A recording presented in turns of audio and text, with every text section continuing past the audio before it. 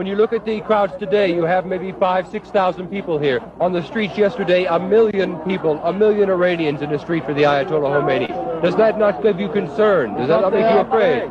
Because they are afraid, yeah, that's right. And most of the people don't say anything because they are afraid. And they are in silence, you know, they don't say anything. Is this the silent majority of Iran out here now? Yes, that's right. Do you want the Shah to return? Yes, Shah, return to the country. What about you,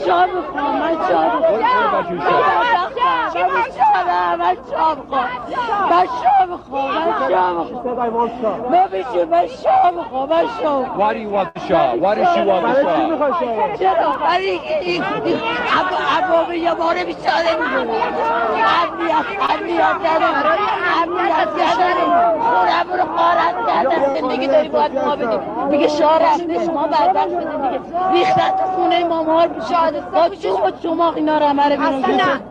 ما شاه میخوایم ما بیچاره ایم کشتنش حلاله کجای قرآن گفته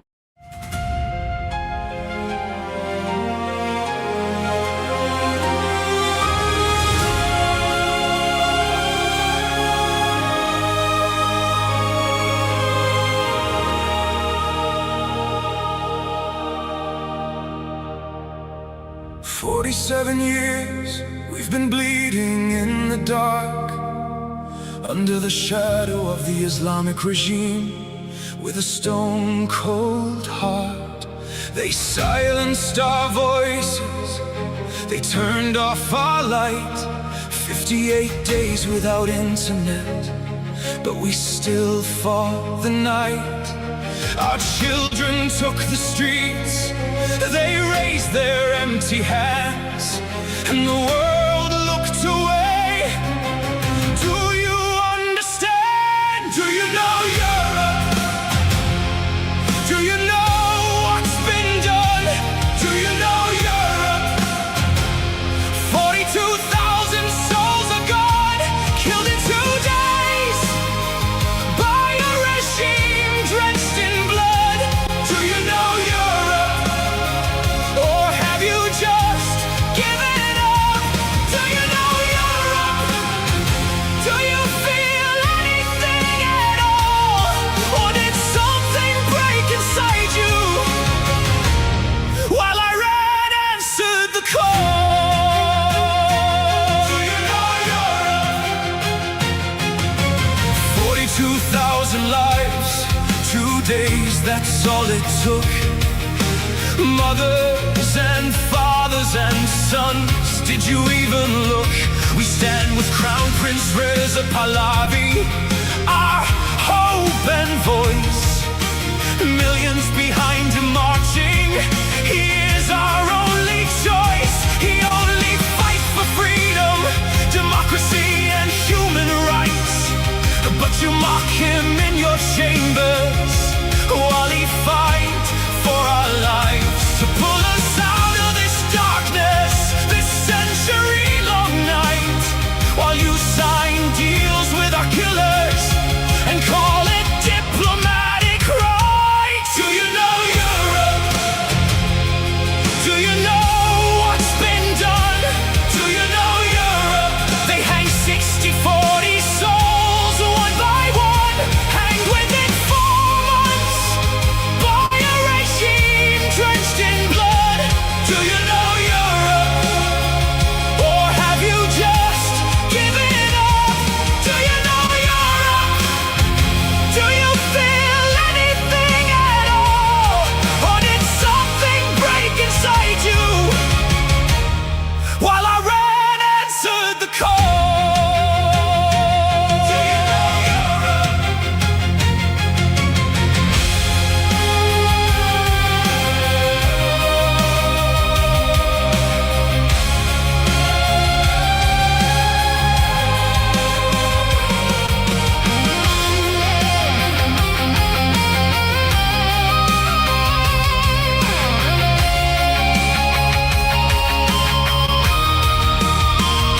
What happened to you, Europe? What made you so cold? What turned your heart to stone? while our story went untold. Is oil worth more than blood? Is silence worth the shame? Because while you negotiate with murderers, we are dying, calling your name. Do you know Europe? Do you know what's been done? Do you know Europe?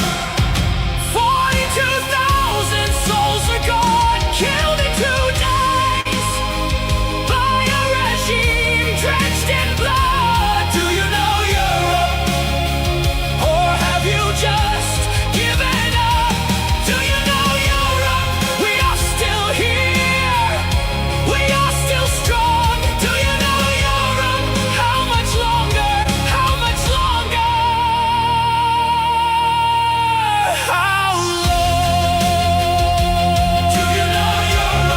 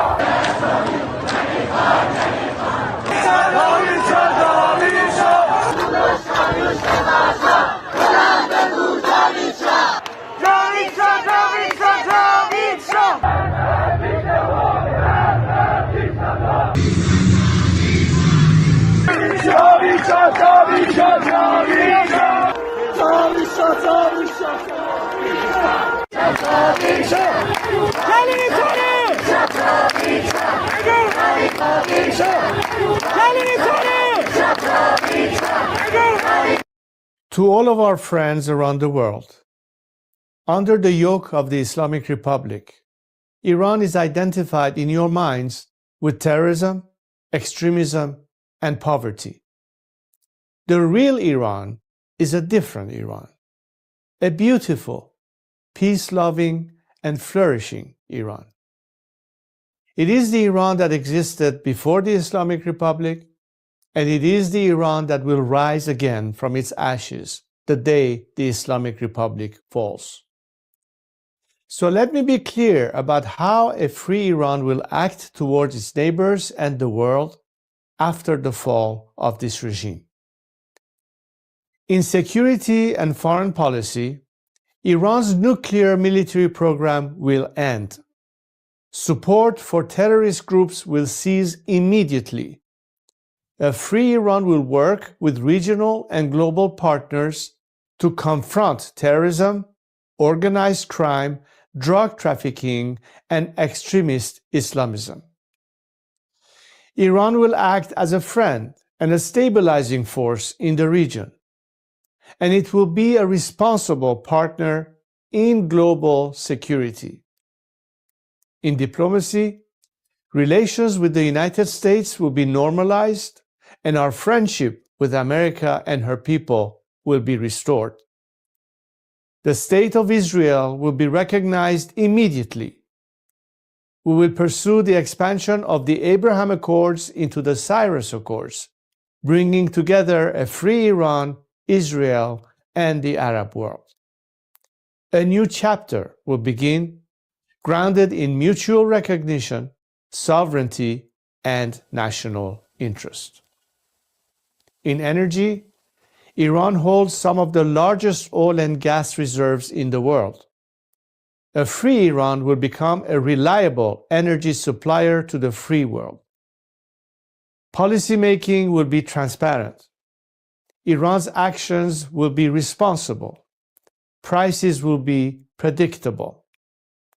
In transparency and governance, Iran will adopt and enforce international standards. Money laundering will be confronted. Organized corruption will be dismantled. Public institutions will answer to the people. In the economy, Iran is one of the world's last great untapped markets. Our population is educated, modern, with a diaspora that connects it to the four corners of the world. A democratic Iran will open its economy to trade, investment, and innovation, and Iran will seek to invest in the world. Opportunity will replace isolation. This is not an abstract vision.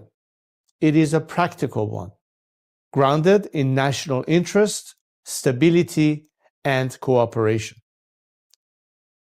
To achieve this, now is the time to stand with the Iranian people. The fall of the Islamic Republic and the establishment of a secular, democratic government in Iran will not only restore dignity to my people, it will benefit the region and the world. A free Iran will be a force for peace, for prosperity, and for partnership.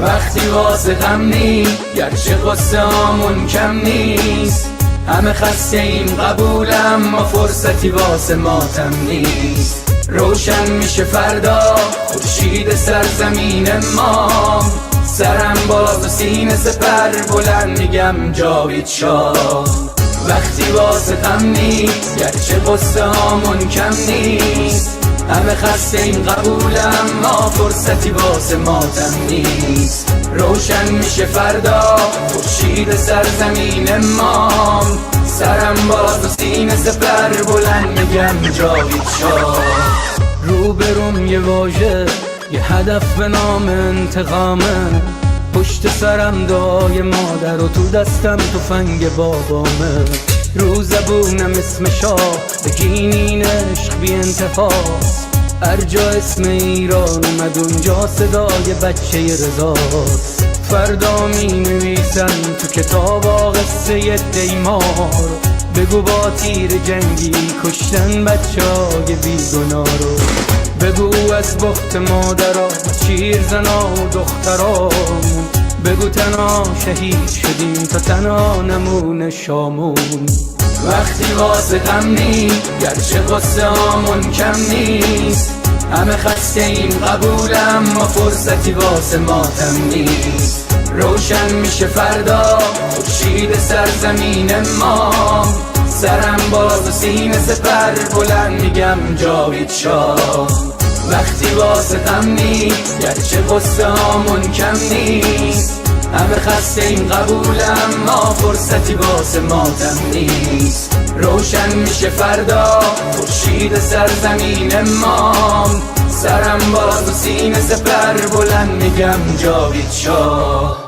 وقتی واسه غم نی گرچه قصه هامون کم نیست همه خسته این قبولم ما فرصتی واسه ماتم نیست روشن میشه فردا خورشید سرزمین ما سرم بالا و سینه سپر بلند میگم جاوید شاه سلام من به تو یار قدیمی منم همون هوادار قدیم سید سلام چطوری مرد کلی کتلت شدین دایی بدون مدرک سلام بسیجی قهرمان رفتی پیش توسی با پنیر و یه نون سنگک سلام به محفل قرآنیتون سلام به مدیرای بحرانیتون سلام به حاجی اکبر و طوله هاش و خارج و رفقای ارگانیتون سلام به دزدای پول ملت که تش میفتین توی تور ملت سلام به همه شما کرکسایی که دارین نونتون رو میزنین تو خون ملت ساکتش زیر دست و پاک و تک بخورین حالا هی به یه بادکنک بدوین سلام آخر تو زندان باشه وقتی قرار به این آب خنک بخورین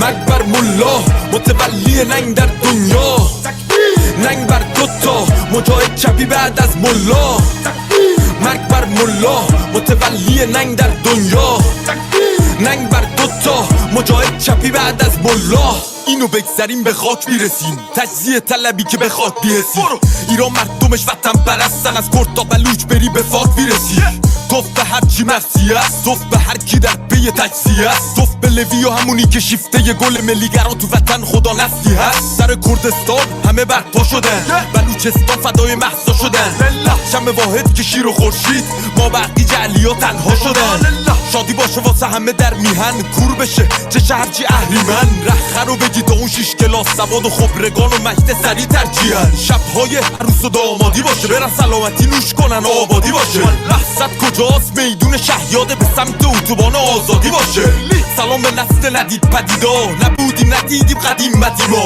شاه بود تو شادی کل میزدین حالا شاه بر میگرده پیک میزنین مرگ بر ملا متولی ننگ در دنیا ننگ بر دوتا مجاهد چپی بعد از ملا مرگ بر ملا متولی ننگ در دنیا ننگ بر دوتا مجاهد چپی بعد از ملا مرگ بر ملا متولی ننگ در دنیا ننگ بر دوتا مجاهد چپی بعد از ملا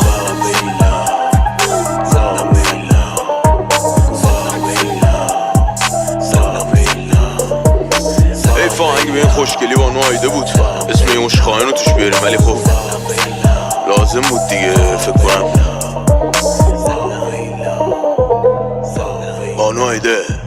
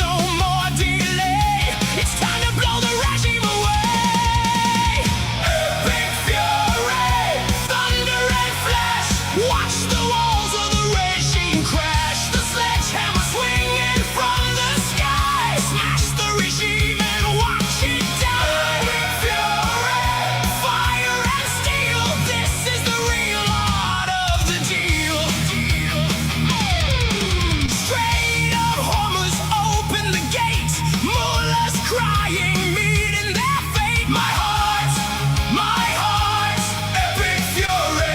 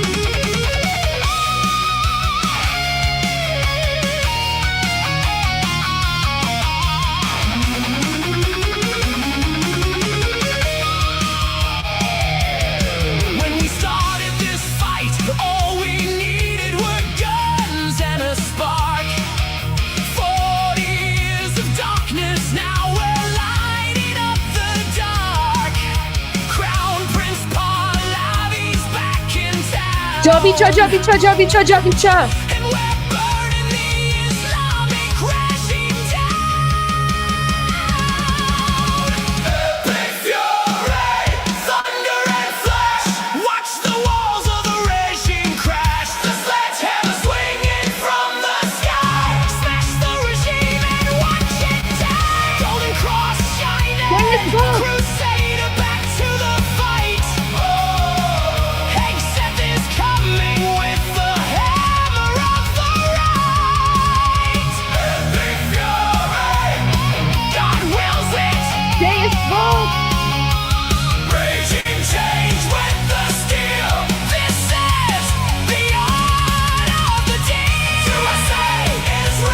I'm Israel 5.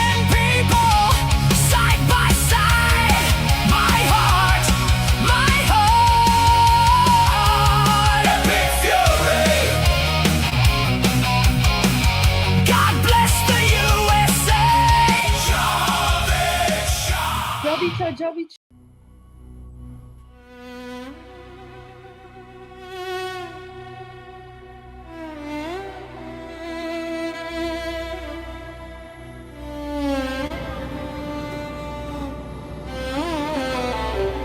Let's go.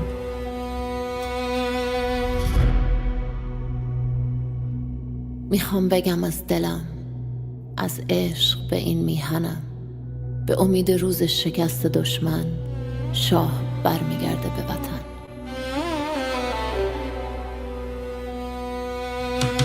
برگشتن پهلوی، وحشت هر اجنبی، بلند بگو همشهری شاه رضا پهلوی. نظام رسیده پرتگاه، بلند بگو جاوید شاه. برگشت شاه به میهن، دوای درد وطن. این آخرین نبرده، پهلوی برمیگرده. داره میاد پهلوی، زجه بزن سید علی. راه نجات وطن، پهلوی هموطن.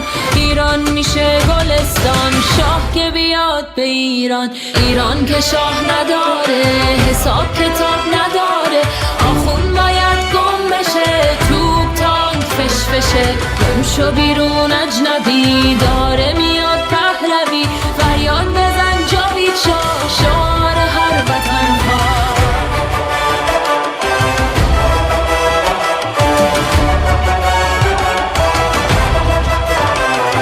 ما شاه میخوایم نه ملا، بزار بشنوه دنیا.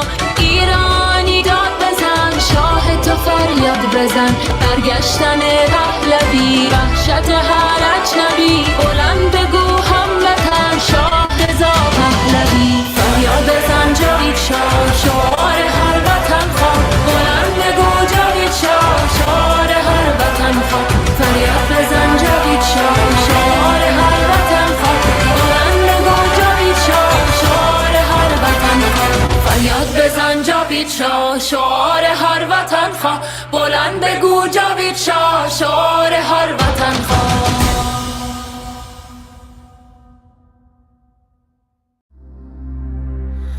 هوماتنم، هوختانم، هورشتانم، آهور مستم. هوماتنم، هوختانم، هورشتانم، آهور مستم. هوماتنم، هوختانم، هورشتانم، آهور مستم. هوماتنم، هوختانم، هورشتانم، آهور مستم.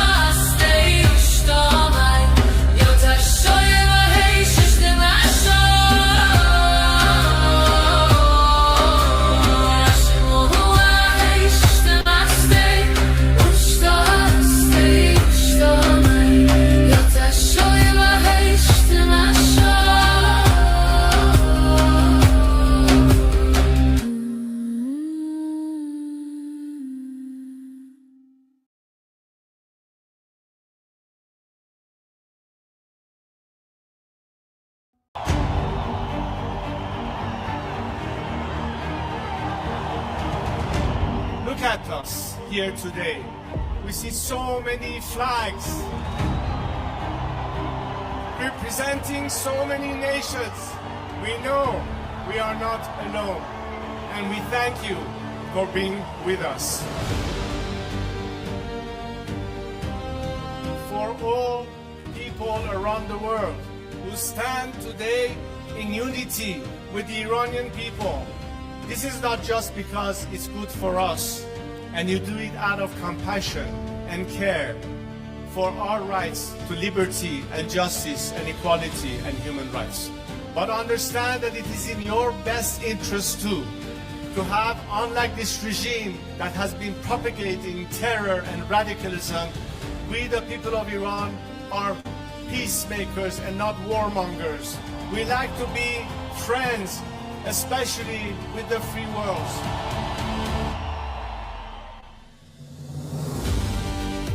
We'd like to be able to have the best neighborly relationship with the people of our area in the region, with the Arab countries, with Israel, and all our other neighbors.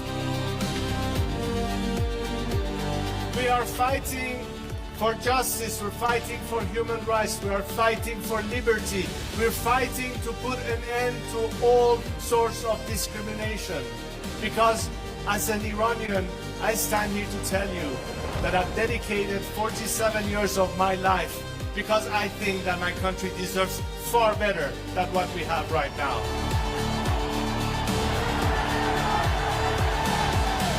To now understand that their best remedy is to support the people of Iran, because ultimately a free Iran will be your best partner, not just to bring stability and peace, but it will be in your best economic interest and opportunities. Together we can prosper again, and the world will be so different once the Iranian people are free. I am here to guarantee a transition to secular democratic future. I am committed to be that leader of transition for you, so we can one day have the final opportunity to decide the fate of our country through a democratic, transparent process, through the ballot box and free elections. And let's make sure that this time, especially the free nations of this world and their governments, stand on the right side of history.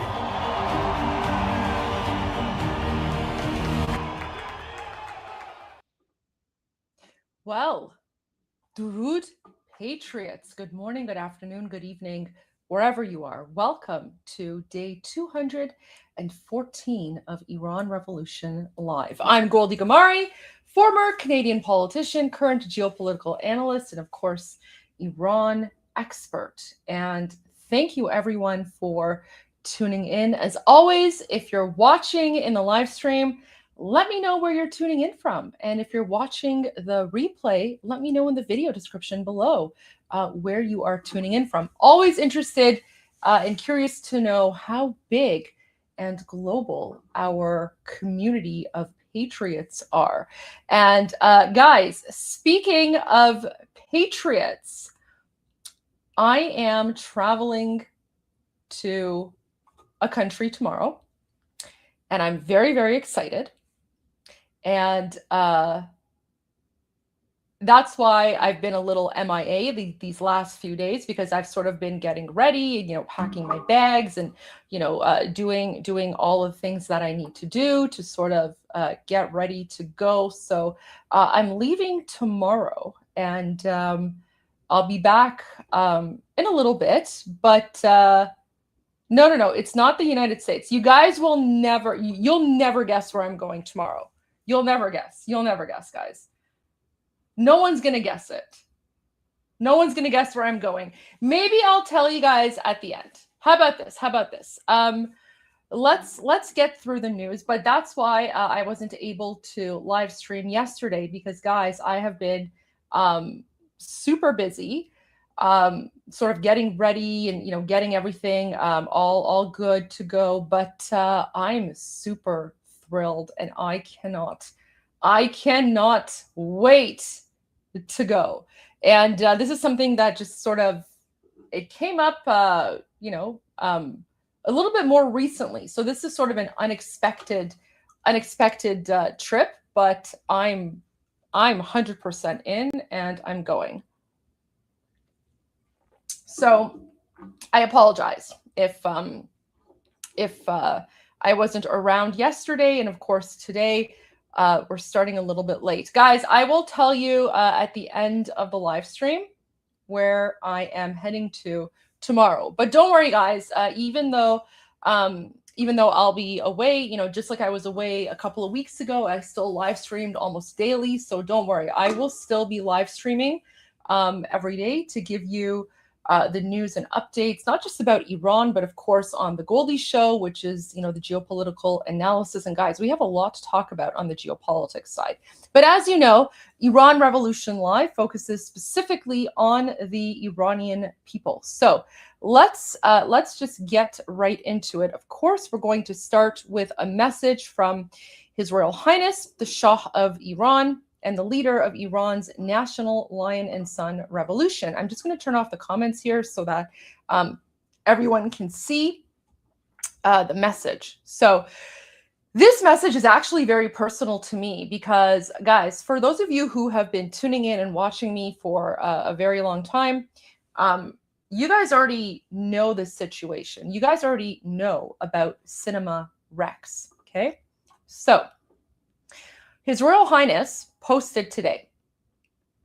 Today, on the anniversary of the horrific Rex cinema crime in Abadan, we honor the memory of hundreds of innocent victims of this tragedy. Sorry, guys.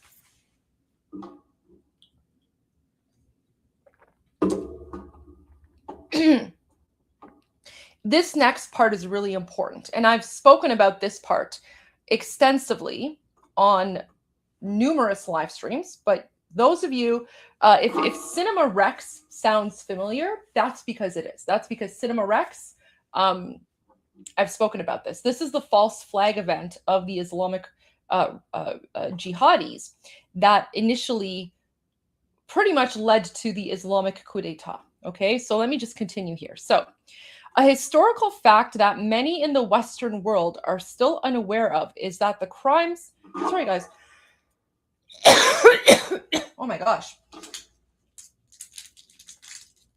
Honestly, it's like I didn't live stream yesterday, and now all of a sudden, like, my throat is just dry. So give me a moment, guys. I'm so sorry. I'm taking a Ricola. Guys, I have my Ricola. Oh my gosh, I'm so sorry.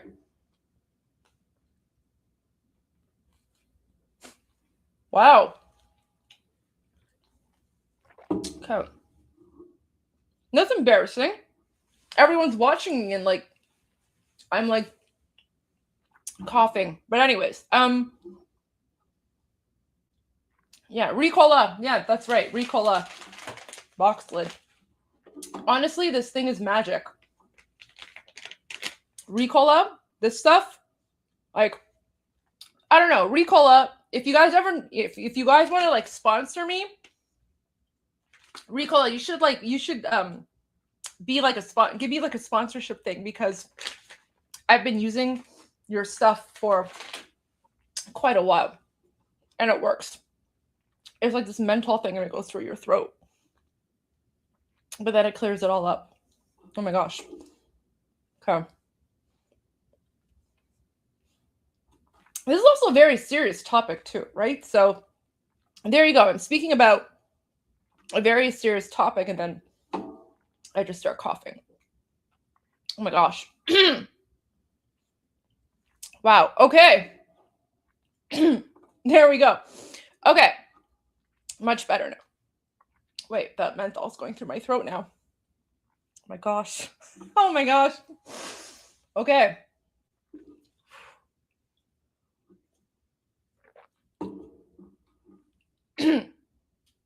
Okay, guys, you know what I'm gonna do? I'm just gonna end the live stream, and we'll restart. We'll restart because now that I've taken the Ricola, I can speak again without coughing. I'm joking. I won't restart. Yeah, take 5. There you go. Richard Kennedy's like, Take 5. There you go. Yeah, take 5 or 6 or 7. There you go. All right. So let me start from the beginning. So today, on the anniversary of the horrific Rex Cinema crime in Abadan, we honor the memory of hundreds of innocent victims of this tragedy. And I will get into the details and the context here in a little bit. A historical fact that many in the Western world are still unaware of is that the crimes of the Islamic fundamentalists and their enmity toward Iran, Iranian culture, and modern life began before the rise of the Islamic Republic. And the Rex Cinema crime is one of the most blatant examples of that. It is no coincidence that the perpetrators of this crime rose to positions of power and influence within the Islamic Republic's structure after the 1979 disaster. This history must be told and taught. To understand the Islamic Republic and its enmity toward Iran and Iranians, it must be known that this enmity did not begin in February 1979. Rather, the Islamic Republic transformed it into political and governmental power. So what is he speaking about? You know, many of you have asked, so what is it? Like, what led to the 1979 Islamic coup d'etat? What was the straw that broke the camel's back? Or what was sort of the fuse that lit the fire? Okay, so let me bring this up for you. And you can find this on Wikipedia. Now, guys, normally I'm not a big fan of Wikipedia. Wikipedia has been sort of like taken over by jihadis and Durkas, but it's good enough. It's good enough, okay? So here's the thing about the Cinema Rex fire, okay? So on August 19, 1978, Cinema Rex, right? So basically, it was a cinema. It was a movie theater, right? So in Persian, we call movie theaters cinema, and cinema, I believe, is a French word, if I'm not mistaken. So anyways, we call them cinema. So it's in Persian, we pronounce it Cinema Rex. Okay, so it was the Rex movie theater, right? So guys, literally, just like a movie theater. Okay, so all of you have been to, well, I'm assuming that most of you have been to movie theaters, right? Like you go to movie theaters to watch movies, right? It's like a family-friendly place. It's a movie theater, right? So that's exactly what this was. This was a movie theater in the city of Abadan. Now, Abadan, if that city sounds familiar to you, that's because Abadan has been one of the places that the United States has been booming recently, because there are a lot of IRGC bases there. So if I pull up this map here, let me open up this image for you guys. Okay, so this is the province of Khuzestan. This is where I'm from. Remember, guys, so I was born in Ahvaz, and the vast majority of my family and my extended family, they're all over like Khuzestan province and Ilam province and Lorestan province, right? Because this is like these three provinces here. This is sort of where the Lors are, okay? And I'm part of the Lor tribe, the Lor Bakhtiari. So I was born in Ahvaz, but I have extended family in Lorestan. I have extended family in Ilam province. I have, of course, extended family in Abadan. And then, Khorramshahr is down here. And then, so many other places as well that are being boomed, right? Because the Islamic regime has put IRGC bases there. So guys, this is Abadan. And Abadan is also right at, it's very close to the border to Iraq as well. So this area here, this is Iraq. This little tiny triangle here, this is Kuwait. Okay, so this is Kuwait. This is Iraq. And this right here is occupied Iran. So this is Khuzestan province. This is Ahvaz and Abadan. So one of the reasons that I know a lot about the Cinema Rex situation is because, you know, my family lived through it. Obviously, I was not born at that time when the Cinema Rex situation happened.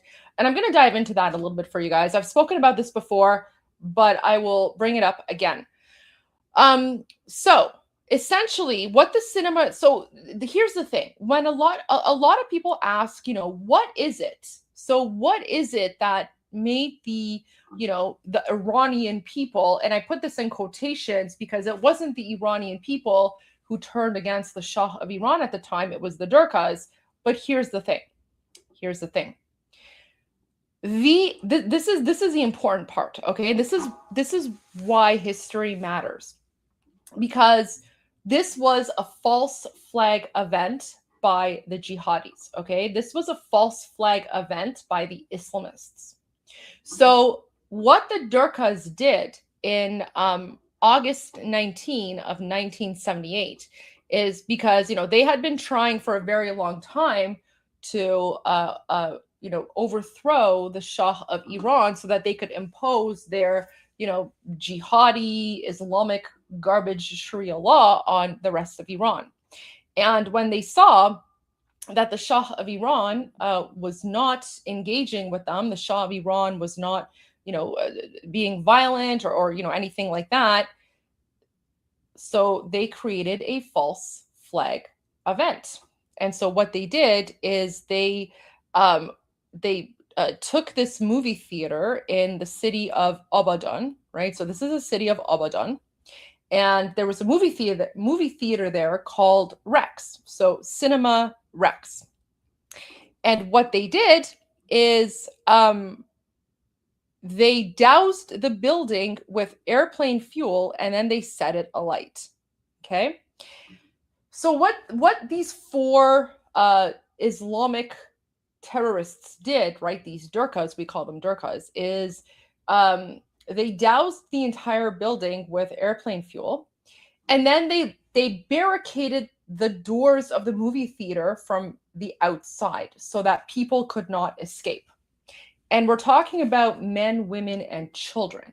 Okay, so men, women, and children. They doused the movie theater, they barricaded the doors, and then they set it alight.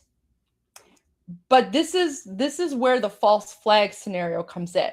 So when this happened, the Durkas, okay, the Durkas and, you know, the turban heads, the Islamic clerics, they blamed the Shah of Iran. They blamed Savak, okay? So back in 1978, when the Muslims murdered like 400 men, women, and children by burning them alive in a movie theater. And then they blamed the Shah of Iran. And, you know, at that time, back in 1978, Iranian people, unfortunately, Iranian people, for some reason, believed the turban heads over the Shah of Iran, right? Because at that point, the turban heads, like the Muslim Durkas, they still hadn't exposed how evil they were. So for some reason, you know, Iranians at that time, they assumed that the imams, the turban heads, that, you know, they're spiritual leaders and they're holy men, and holy men never lie or whatever. So when all of these you know, garbage terrorist Durkas wearing their, you know, diaper turbans, they came out and they said, oh, look what the Shah of Iran did. Look what Savak did, right? Savak is terrorist, and the Shah of Iran is a dictator. The Shah of Iran is murdering Iranians, right? Unfortunately, a lot of Iranian people believed the Durkas, right? Remember what I say about the Durkas. If their lips are moving, they're lying, right? So the Muslims burned alive over 400 innocent men, women, and children. And then they blamed that on the Shah of Iran. And then that's pretty much what sort of fueled this fire and sparked this anger against the Shah, right? And this is really important, right? So the attack, so this attack, this is a false flag attack, okay? So this false flag attack was responsible in part for triggering the, it's not the Iranian Revolution, it's the Islamic Revolution. So Wikipedia gets it wrong here. It's not Iranian, it's Islamic Revolution. So this attack by the Muslims was responsible for triggering the Islamic Revolution of 1979, right? So the Shah, initially blamed the Marxists, right? And then later reported that the Islamic militants started the fire. However, the anti-Pahlavi protesters falsely blamed Savak, right, the Iranian secret police, for setting the fire. So this is really important. Whenever you hear someone, even to this day, like whenever they're attacking Savak and they're like, oh, Savak was terrible, the Shah's secret police murdered people, blah, blah, blah, ask them, okay, well, give us an example of Savak murdering men, women, and children. I guarantee you they will point to Cinema Rex. However, it's now been proven that it was never Savak. It was never the Shah. It was the Muslims, okay? Remember, this is taqiyya. If their lips are moving, they're lying.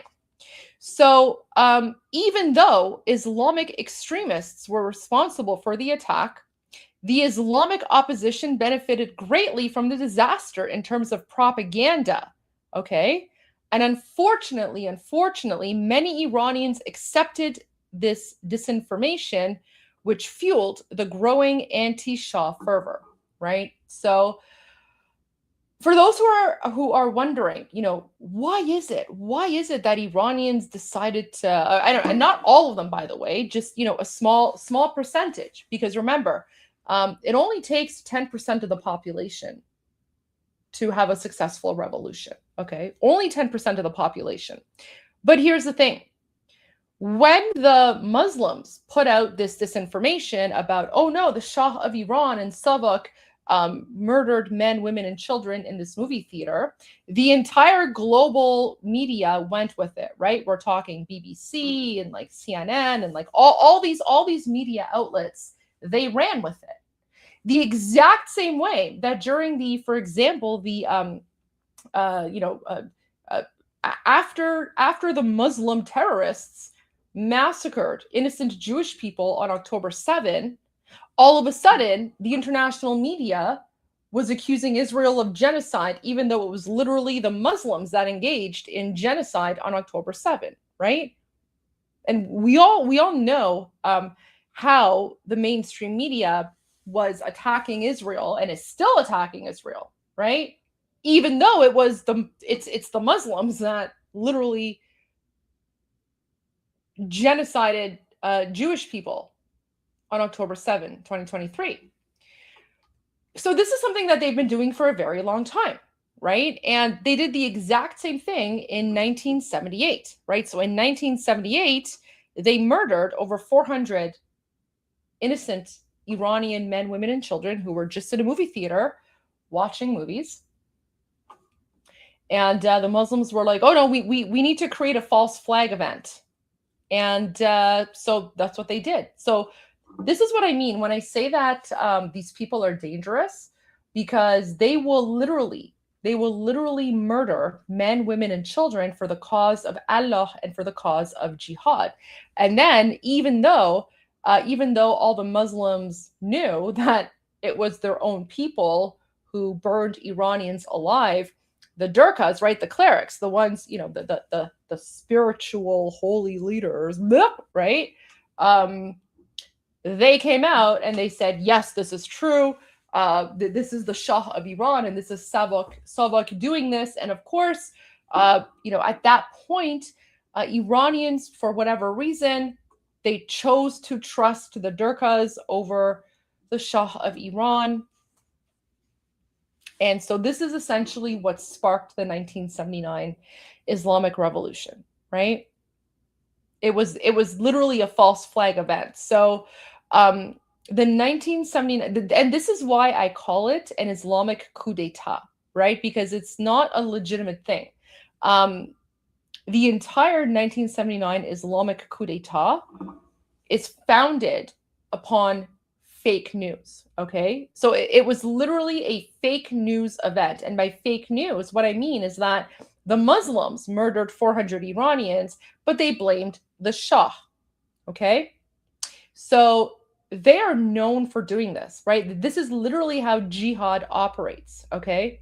Because remember, in their religion, in their ideology, in their book, their their demon book, and the words of their demon god Allah or whatever, and of course the words of their demon pedophile prophet Muhammad or whatever his name is, the one that married a 6-year-old. And Muhammad, by the way, he had 11 wives, right? Like, think about that. Like this 54-year-old pedophile that married a 6-year-old girl and raped her, he also had like 11 wives. Like this is the person that they worship, right? This is supposedly their prophet. But Muhammad, he basically said that it is permissible to murder. It is permissible to murder as long as it's in the cause of Islam and it's for the cause of advancing and furthering Islam. So yeah, back in 1978, this is what the Muslims did. And then they blamed it on the Shah of Iran. And unfortunately, Iranians were idiotic enough to believe this. And this is what sparked the 1979 Islamic Revolution. And guys, by the way, by the time that Iranians found out that, oh no, oh my gosh, the Muslims are lying to us, it wasn't the Shah, it was actually the Muslims themselves who murdered Iranians. By the time they found out, it was too late, okay? By the time they found out, the Muslims were already in charge. They already had the guns. They already had the military. They already had the weapons. And they were already murdering Iranians, okay? So this is why I say, don't even give them an inch. Because you know that saying, if you give them an inch, they'll take a mile? Well, when it comes to the Durkas, if you give them an inch, they'll take 1,000,000 miles, okay? 1 inch, they will take 1,000,000 miles. So this is why I say you have to nip it in the bud. Nip it in the bud, because this is what they do. They create false flag events. They will blame you. They'll pretend that they are the victims. And then that's how they get global support. So there you go. That's the Cinema Rex fire. And that happened on August 19, 1978. What is that? That's 78, 8, 98, 08, 18. That's 48 years ago. Okay. So today is the 48-year anniversary of Cinema Rex. And, a lot of us Iranians know about this. I've spoken about this on previous live streams, but I'm very, very grateful that His Royal Highness is speaking about this, because this is incredibly, incredibly important. So I'm going to bookmark that so I can share this later on my live stream, not my live stream, but my X channel. But let me get to some more. Let me get to some more positive news. Okay, so even though you might not be seeing public action, Iranians are still getting mobilized. And I have a new video for you. So this is a message on a windshield inside occupied Iran. And the message is, the resistance continues. I'll play the video once, and then I'll go back and I will read the subtitles for those who are listening but are not watching. درود دوستان، امروز یه اتفاق خیلی جالب واسم افتاد. گفتم اینو باهاتون به اشتراک بذارم. اومدم سوار ماشینم بشم، این کاغذ رو دیدم، کاغذ سفید افتاده بود روی برپا کنم روش بود. بعد فکر کردم چیز بی خودیه. بعد اومدم بازش کردم، حال دلم انقدر خوب شد. شما ببینید چی بوده. وای خدا، بیشتره. دمتون گرم، دمتون گرم. کارد جاویدان چالوس نوشن. درود دوستان. Okay. So what's happening here is that the underground resistance is mobilizing. Of course, the underground resistance is referred to as the Immortal Guard. Now, why are they called the Immortal Guard? That's because the Immortal Guard was the name of the Secret Service that essentially protected Cyrus the Great, the founder of the Persian Empire, and reigning monarchs after him. So the Immortal Guard is the 2,500-year-old version of the U.S. Secret Service. Okay, so you know how the U.S. Secret Service is mandated to protect the president? That's the Immortal Guard for the Persian Empire. So that they're called the Immortal Guard, which is super, super cool. So what this Iranian person is saying here, and of course the voice has been altered and changed. Let me just replay this without the audio, and I'll read the subtitles for you guys. So the caption says, "A message on a windshield inside Iran. The resistance continues." So he says, "Greetings, folks. Something really cool happened to me today. So I thought I'd share it with you. I was about to get into my car when I noticed this white piece of paper tucked under my windshield wiper.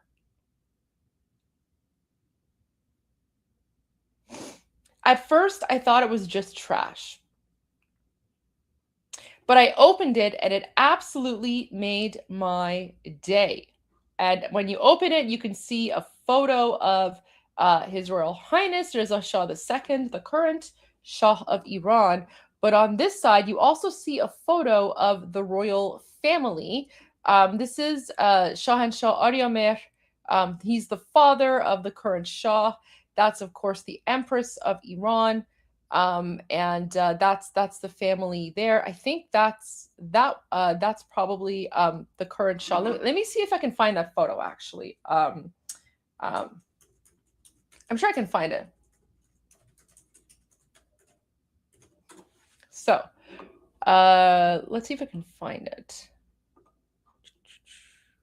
Oh yeah, I think it's this one here. Wait, let me look at this again. Yeah, so it's this photo here. It's this photo here. Okay.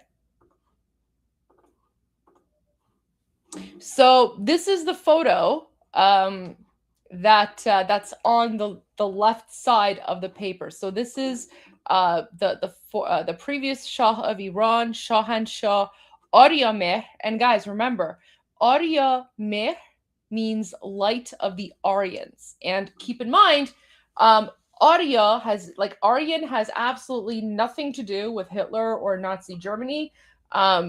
Hitler stole that term from us Iranians and appropriated it for, his weird Nazi ideology and like just his evil Nazi ideology. The same way that he kind of, took the swastika symbolism from Hinduism and, culturally appropriated that as well. But, Iranians, we've always referred to ourselves as like the land of Arya. Okay, so in fact, the word Iran comes from Arya. So Arya is like a pure Iranian word. So we call him Shahanshah Aryamer, which means, emperor, the emperor of the light of the Aryans, right? Because he was our light, he was our hope, he was our future. So anyways, this is the father of the current Shah. This is, of course, the current Shah when he was younger. And of course, this is the Empress. And then this is his sister.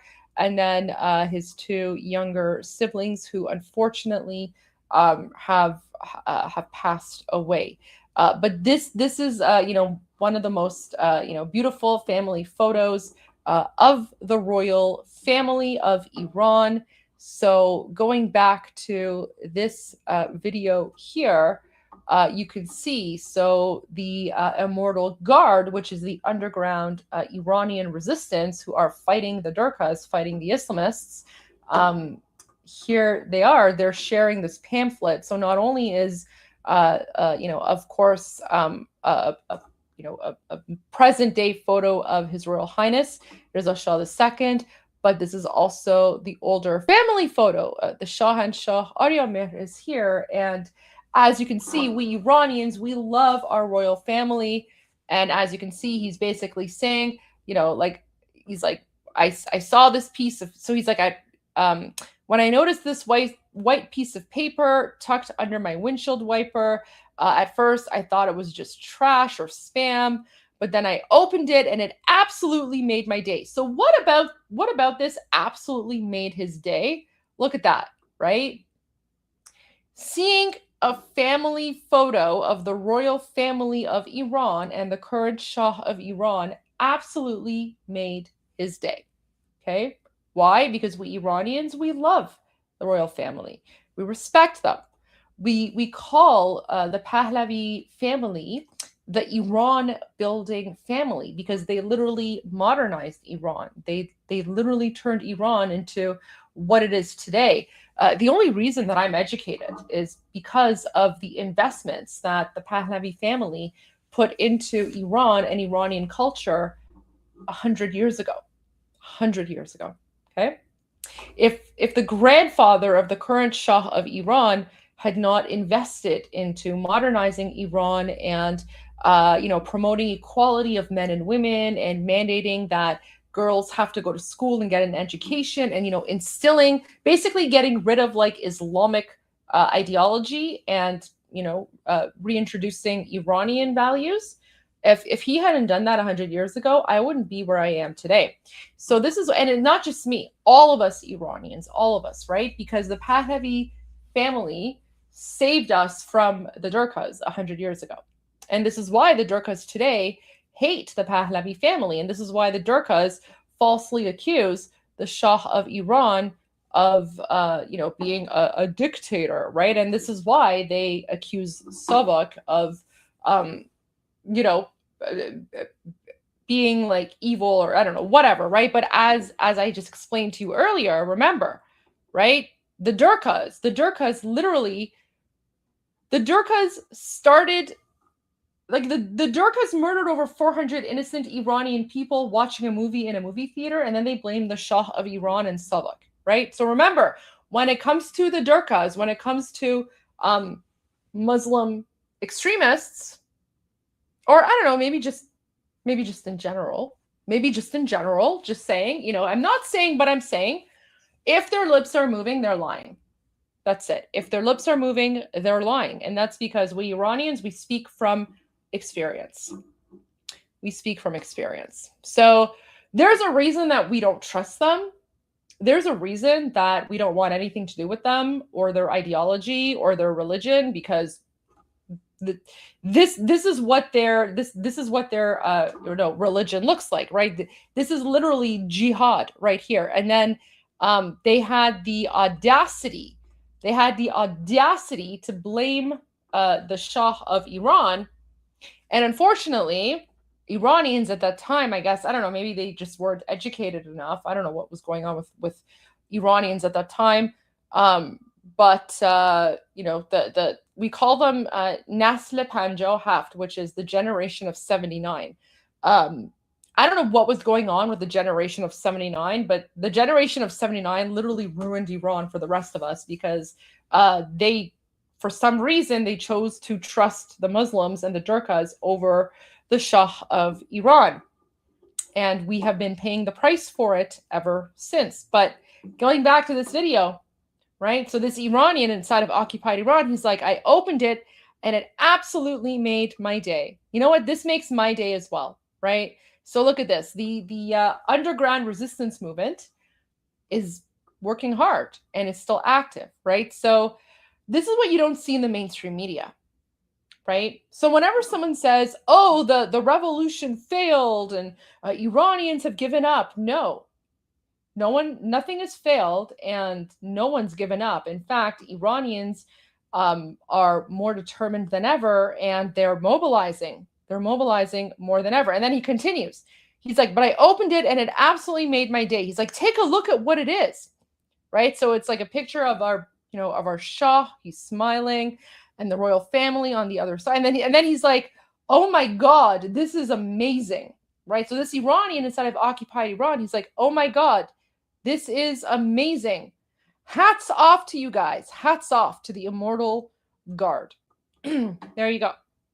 So, little bit of positive news. So for those of you who are wondering, is the Iranian revolution happening? Yes, absolutely. Of course. Of course, it is happening, and it will continue to happen. Now, there's actually some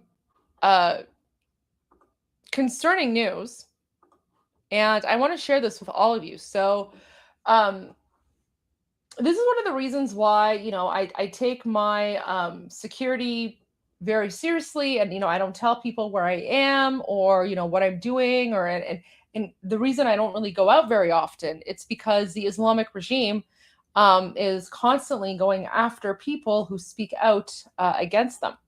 So, unfortunately, we got news today that Mr. Fuad Pashai, Secretary General of the Constitutionalist Party of Iran, got news about what happened to him and wishes this longtime political activist a full and speedy recovery.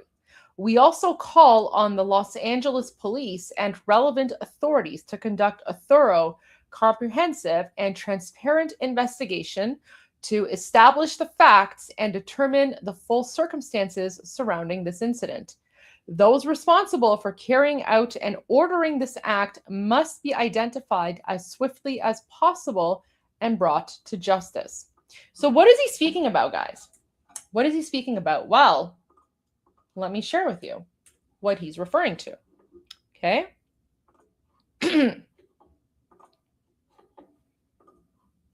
So, Iranian Monarchist Party says Secretary General targeted in Los Angeles attack, right? So, guys, this is in the United States. The sleeper cells are activating. So, this is Fuad Pashai, and he's hospitalized in intensive care following what his party called an assassination attempt in Los Angeles.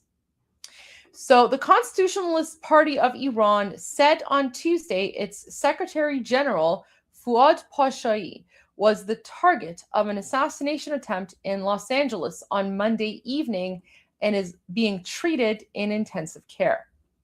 The Iranian opposition party, so this is an opposition party to the Islamic regime. So, a lot of Iranians around the world, they have started to create various parties, institutions and organizations and groups and whatever, right? Because this is, we're slowly starting to build civic society. And, good for them, good for them. I personally haven't done anything yet because for me personally, it's not the right time. But whenever the time is right, I will, I guess become politically involved maybe in Iran, especially given that I'm pretty much like the only person who's actually has a legitimate political background as a politician in Canada. But now's not the time. Now's not the time. Right now, my focus is on activism and human rights, and of course on getting rid of the Islamic regime. But kudos to everyone out there who is starting to sort of create this, civic society and various political parties. I support all of you. I respect all of your attempts, and this is exactly what we need to start doing, right? Because this is how we start building sort of a democratic society. But a lot of people have asked me why I haven't gotten involved and created my own party yet. I just don't think it's the right time right now. Right now, my personal focus is on overthrowing the Islamic regime. And then, once the Islamic regime is overthrown, let's see what happens. But for now, I just want to continue. So this Iranian opposition party, so again, it's an opposition party to the Islamic regime, and this opposition party exists outside of occupied Iran, right? Because the Islamic regime is, of course, an authoritarian dictatorship. They murder anyone who speaks out against them. So the Iranian opposition party said on X that the attack took place at around 7:45 p.m. local time on August 17. It said Los Angeles police were investigating the incident. The party provided no further details about the circumstances of the attack or Pashai's condition. So that's all we have. But yeah, guys, I mean, this is why it's very dangerous for us Iranians to speak out against the Islamic regime. Guys, remember, I still have a bounty of $250,000 on my head, right? I still have a bounty on my head. There's a reason I don't go out. I don't go out because, right? This is what they do. And they've been doing this for 47 years. In fact, longer. They've been doing this for over 48 years. Remember, Cinema Rex.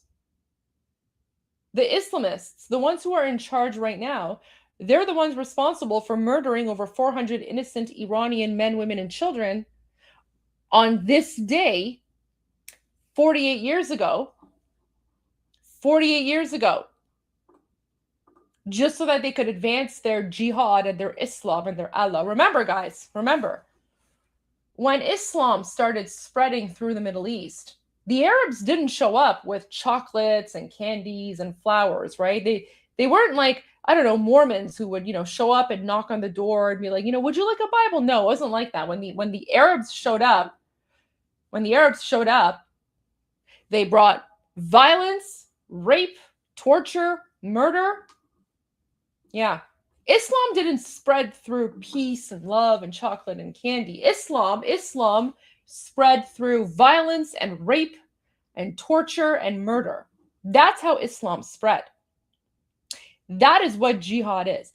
Guys, remember, there's a reason why the Crusades happened, okay? The Crusades didn't happen because Christians just woke up one day and were like, oh, let's go fight, wherever. No, the Crusades literally happened because the Muslims were trying to take over Europe. And the only reason that Europe's pretty much become Muslim today. But anyways, like back then, the reason that Europe resisted Islam was because of the Crusades, because of the invading, occupying forces. And now it's literally happening again, except unfortunately, because the West has, evolved, right? They assume that the Durkas are on the same level of diplomacy and the same intellectual level as them. No. The Durkas are still stuck in 600 AD, right? The Durkas are still stuck in the ideology of 1400 years ago. And that's exactly what happened with Cinema Rex 48 years ago, right? They will murder their own children if it advances the cause of Islam and Allah and Muhammad and their demon prophets and I don't know, whatever, right? So take that as a warning. So there you go. So this Iranian man and guys, by the way, this is in the United States, right? This is in the United States. So there are a lot of sleeper cells, a lot of Islamic sleeper cells in the United States. Mass imported, mostly under Obama and of course Biden.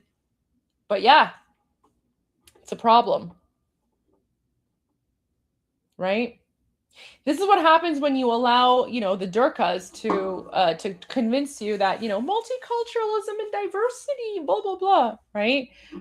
This is what happens. This is what happens when you allow multiculturalism and diversity into your countries. And I say that as a proud Iranian, right? But, also as a proud Canadian, because, multiculturalism and diversity, that should be about like, I don't know, food, language, I don't know, things like that, right? But when multiculturalism and diversity all of a sudden starts including an evil ideology that is fundamentally incompatible with Western civilization, that's not multiculturalism and diversity. That's jihad. Except what they have done is they are taking advantage of these Western concepts and Western ideals of freedom of religion and freedom of association and all this kind of stuff to infiltrate and to push and promote their jihadi agenda. There you go. So let's keep an eye out on that, because it's okay.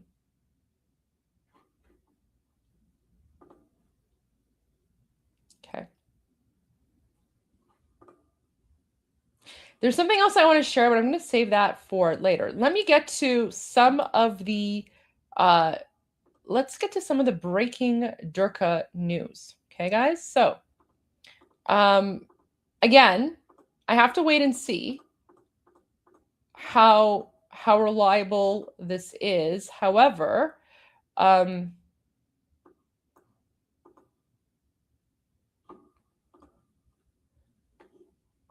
me share this with you guys. So I have some good news for you. Some good news, okay? Moment of the demise of Abolfazl Haydari. What kind of name is that? One of the commanders of the missile site of the IRGC Aerospace Force. The released images show the moment Abolfazl Haydari, one of the commanders of the missile site of the IRGC Aerospace Force of the terrorist group IRGC in Shahrud, was targeted on, wait, is that, I don't think that's August 10. Nunzah Mordad. Yeah, I guess that's August 10 in Zabul. So, wait, I think we have Abolfazl Haydari on the Boom Boom Bingo sheet. Wait, guys, let me pull up the Boom Boom Bingo sheet. Do we have a new Kotlet? Wait, do we have a new Kotlet? Let's see. Guys, let's see if we can find him. Let's see. Tang Siri, Abdullahi, Qani, Musavi. No, guys. Oh no, he wasn't important enough to be on the Boom Boom Bingo sheet. But the reason I want to check out the Boom Boom Bingo sheet is because Q Mars Haydari, right? The Haydari name sounded familiar. So I don't know, maybe this new IRGC Kotlet, maybe that's related. So all right, guys, let's watch this footage of this Kotlet being boom boomed and sent to hell where he belongs just 10 days ago.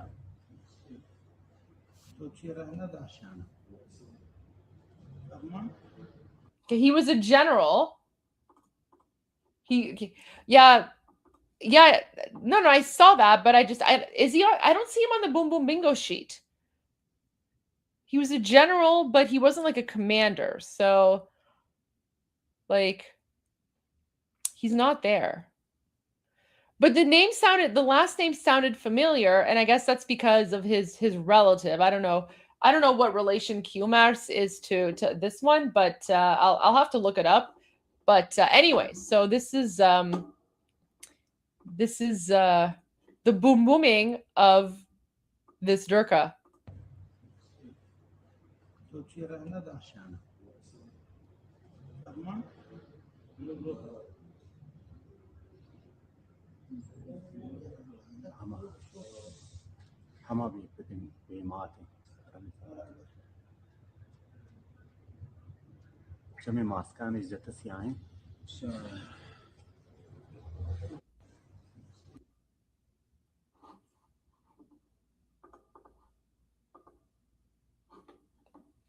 You know what? Good for them. Right? So anyone who's asking, why aren't Iranians rising up? Yeah, we are.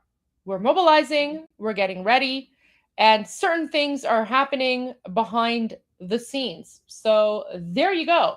That's one example, and good for them. This is what underground resistance looks like, right? And you guys have to keep in mind, and remember that back on January 8 and 9, these same Muslim Nazis, they murdered over 54,000 innocent, unarmed men, women, and children in 2 days alone, right? And they have been threatening Iranians ever since. Because the Islamic regime, the only reason why they're still in power is through violence and through oppression and through executions and through murder. So for the last 47 years, Iranians have tried everything. We've literally tried everything to free ourselves in a peaceful fashion. But let me tell you something, Islam is not peaceful. The Islamic ideology is not peaceful, because once they take control, right? Once they take control and they're in power, their religion and their book tells them that they are allowed to use violence, and they're allowed to murder anyone who threatens the existence of their caliphate. So there you go. You guys wanted Iranian freedom fighters? There you go. Iranian freedom fighters for you. And I have a feeling that more is going to be coming very soon. So again, anyone who says that Iranians are not mobilizing or Iranians are not getting ready, there you go. It's all fake news. Just because you don't hear about something in the mainstream media doesn't mean it's not happening. Keep in mind, a lot of stuff is happening. Guys, there's more happening behind the scenes than many of you realize. There's more happening behind the scenes than even I realize. And there's a reason that we're not getting this information, because, of course, if we get this information, then the Islamic regime gets this information. If the Islamic regime gets this information, then that's going to be obviously problematic, and it's going to threaten the Immortal Guard. Exactly. So look at this post from President Trump. So President Trump posted this a couple of days ago. And why is this relevant? So President Trump said, Lindsay having fun just a few weeks ago. Check out the hat. Check out the hat. So what hat is President Trump speaking about? Well, I don't know. Let's see. Let's see.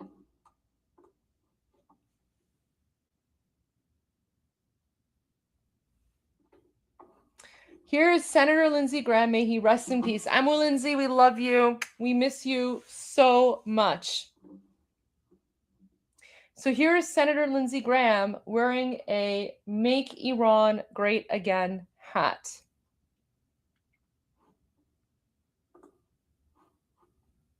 And President Trump specifically chose to share this photo. And he specifically says, check out the hat. This is President Trump's way of signaling to Iran and the Iranian people that he has not forgotten. And he, the strategy is still the strategy. Let's put it that way, right? So this is where my geopolitical interpretation analysis comes in, right? Listen, President Trump, there are thousands of photos of Senator Lindsey Graham, okay? Thousands of photos. President Trump could have chosen any photo of Senator Lindsey Graham, okay? But President Trump specifically chose to share this photo of Senator Lindsey Graham. And not only does he share this photo, he specifically points to the hat and he says, check out the hat, okay? And if you recall, Senator Lindsey Graham was a huge, huge advocate of the Iranian people, and Senator Lindsey Graham was outspoken about how the United States needs to take the side of the Iranian people. Don't take the side of the Islamic regime. Do not appease them. Do not negotiate with them. Destroy the Islamic regime so that Iranians can make Iran great again. Right? Guys, this is bigger than you think. This is more significant than you guys think. Let me pull up let me pull this up.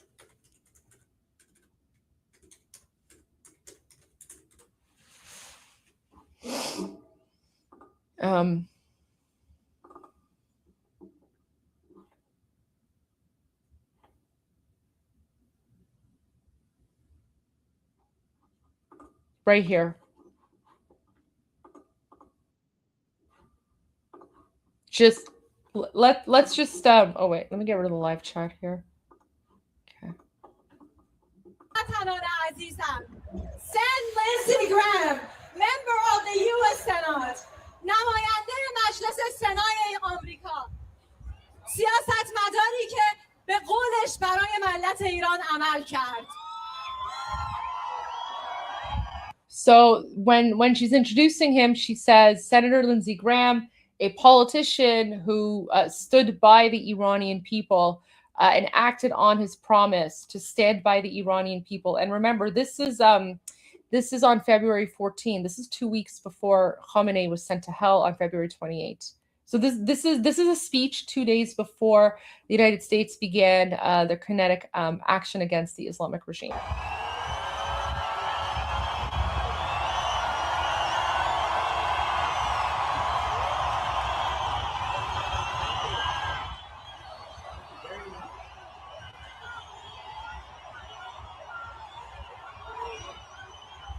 Can I just say, in this moment here, and I say this, I say this as a former politician. Look at his expression. Look how moved he is right now, right, Senator? Like, guys, at the same time, you have to remember, for 47 years, that the Islamic regime has put out this image of Iranians hating the United States, even though it's not us, it's Islam, right? It's the Islamic regime that hates the United States.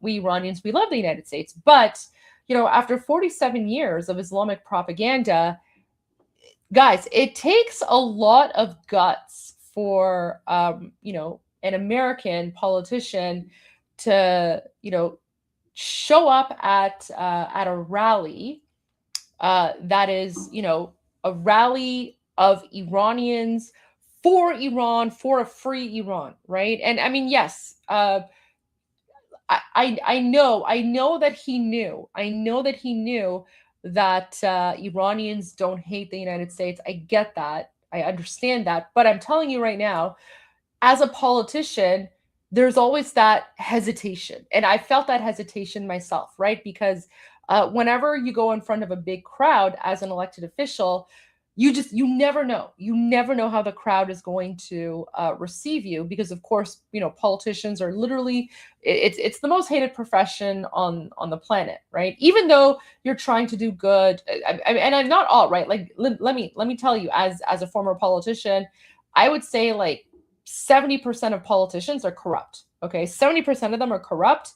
They're garbage. I know that. Like, I saw the corruption within my own party. I saw the corruption in the other parties.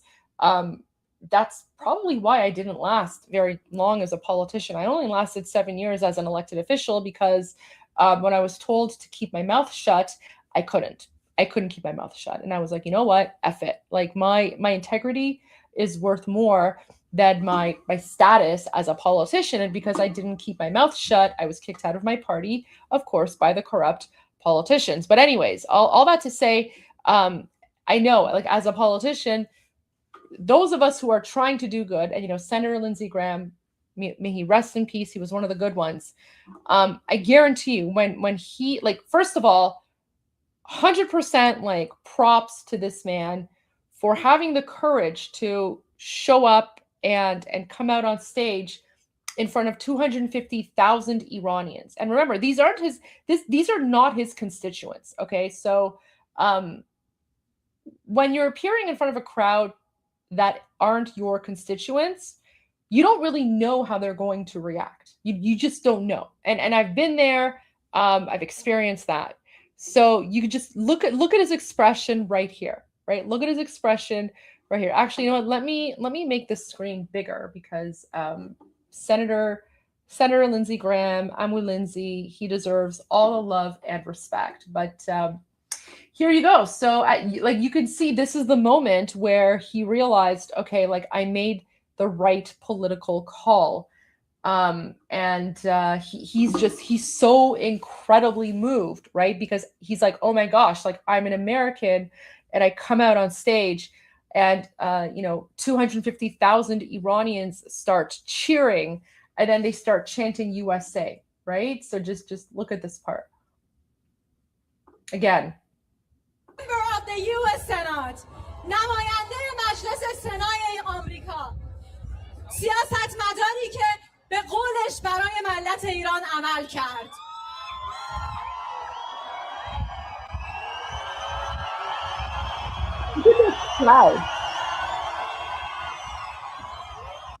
Guys, that's the sound of 250,000 Iranians cheering for Senator Lindsey Graham.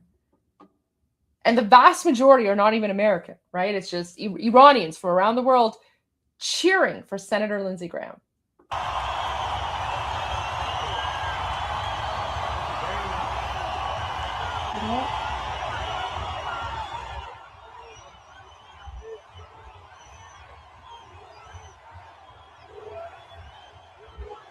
And then, guys, when Senator Lindsey Graham comes out, 250,000 Iranians, the vast majority of them who aren't American, start chanting USA. And you can even see in the video here in the crowd, wait, let me remove the comments here, right? So you can see the flag of America over here. There's another flag of America here. There's a flag of America here. There's a whole bunch, right? There's a whole bunch waving through. So like this right here, this is the view that Senator Lindsey Graham had when he walked out on stage. He walks out and there's 250,000 Iranians. And not only are they cheering, not only are they waving the American flag. This is in Munich, by the way, Munich, Germany. Not only are they cheering him, they're waving the American flag, but they start chanting USA, right? It's just it's beautiful.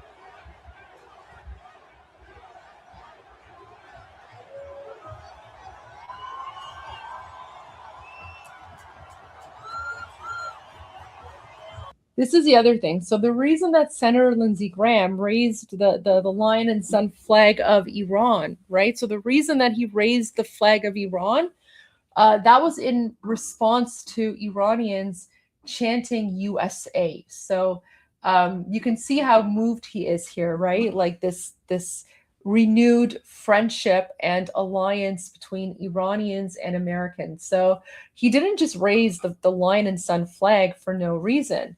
He raised the flag because Iranians were chanting USA, to honor him and respect him and to show love and appreciation for America. And so he, in return, he raised the lion and sun flag to show honor and appreciation for Iran. And this right here, this is the worst nightmare of the Islamic regime.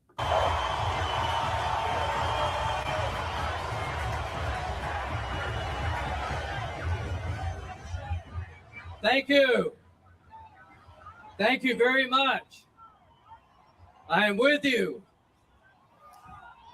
I have a message for the freedom-loving people of the world. If you love freedom, stand with the Iranian protesters today. It is a time of choosing. I choose the Iranian people over the murderous Ayatollah. It is time for him to go.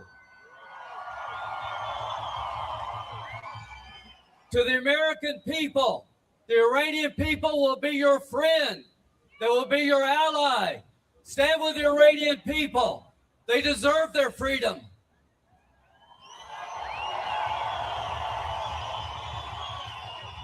To the American people, remember when we fought for our freedom? Do you remember when we wanted to be independent and free? The Iranian people are making a statement for freedom, and I'm here to tell you, I've heard your cries. I'm here to help you. We're going to end this murderous regime. The Ayatollah is going to go, and the Iranian people are going to have their freedom. It is a matter of time. Help is on the way. Keep protesting. Liberation is at hand. To the people of the world, speak up, speak loudly. This is a moment of choosing. This is a moment of change. It's been a moment I've been dreaming of, a free Iran. Iran that doesn't want the darkness, but embraces the light. An Iran where people do not have to worry about having their daughter killed on a bus because she doesn't wear the scarf right. An Iran where people can be prosperous and free and be part of the world, not in the darkness. Our moment is arriving, folks. To President Trump, you were right to say keep protesting. You're right to say help is on the way. To the people of Iran, keep it up. It's coming. Your day of liberation is near. A world without the Ayatollah is a better world. A world with the Iranian people in charge of Iran is a better world. Finally, to the Iranian people, your sacrifice inspires me. I'm in awe of you, going to the streets, defenseless, being shot down and keep going to the streets, being oppressed but getting back up. To the Iranian people, you're making history. When they write the history of the Iranian people, this will be your finest hour.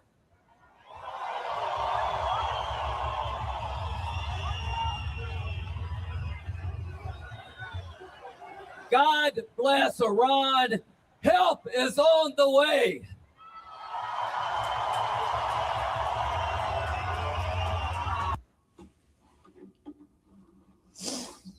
Wow.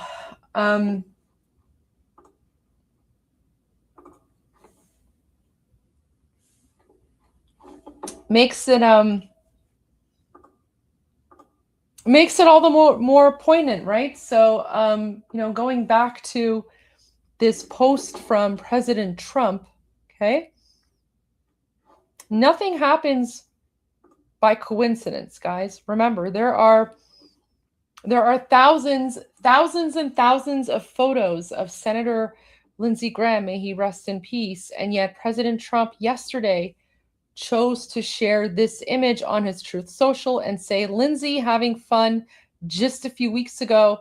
Check out the hat. Check out the hat. Okay?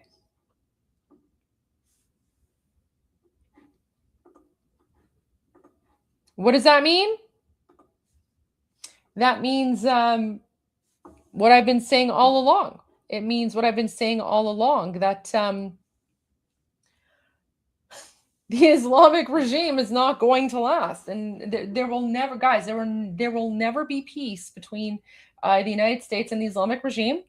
And with this post, right, my interpretation of this post by President Trump is that he's pretty much saying that the Islamic regime has to be overthrown so that Iranians can make Iran great again. It doesn't get much clearer than that. It doesn't get much clearer than that. Now, I know a lot of people are asking, well, why the delay? Why the delay? Why isn't it happening now? I don't know. I don't know the delay. I would assume that it's probably because the United States is working with, people in the background to try and get everything lined up. Because remember, the Islamic regime has been in power for 47 years, and they're essentially a cancer, and this cancer has infected all aspects. It has infected all aspects of Iran, right? They've infiltrated and they've destroyed, and it's literally like Iran is like stage 4 cancer right now. And that stage 4, it's like a stage 4 cancer of Islam, where they've infiltrated everything, they've destroyed everything. So it's like, you have one shot to do it right and get it right. So I believe that there is more happening behind the scenes than people realize. Now, this is what is very interesting, because Mark Levin posted this yesterday, and he says, I agree with Victor Davis Hanson, who argued on my Fox show that we should support an Iranian government in exile with Prince Reza Pahlavi as its leader. And if the Iranian regime collapses, he would be a temporary leader during the transition period. Arm the Iranian people. Guys, hashtag Goldie is always right. I have been telling you that this is what we want.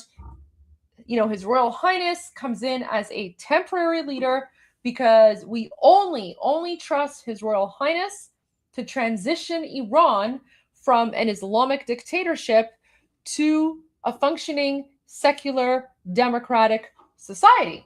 And we've always said from the get-go that His Royal Highness would come in as a temporary leader, as a transitional leader, and then the Iranian people will determine through a referendum whether they want to have a constitutional monarchy or a republic, right? So that's what, I've been saying literally from the beginning. That's what we Iranians have been saying from the beginning. And the message is finally getting out there. So there we go. This is why we love Amu Mark. Amu Mark, we love you. Thank you for posting this, because this is exactly what we have been trying to say, right? We've always been saying, even though the vast majority of us Iranians, I'll be perfectly honest with you, or I shouldn't say honest because I'm always honest, but I'll be perfectly blunt with you. The vast majority of Iranians want His Royal Highness to return as the Shah, okay? But His Royal Highness, he is committed to democracy. And guys, right now, it's not the time to have a debate about what sort of democratic government we want. That now is not the time, right? Right now, the time is to overthrow the Islamic regime and have His Royal Highness come in as the temporary transitional leader, okay? Once the Islamic regime is overthrown, okay?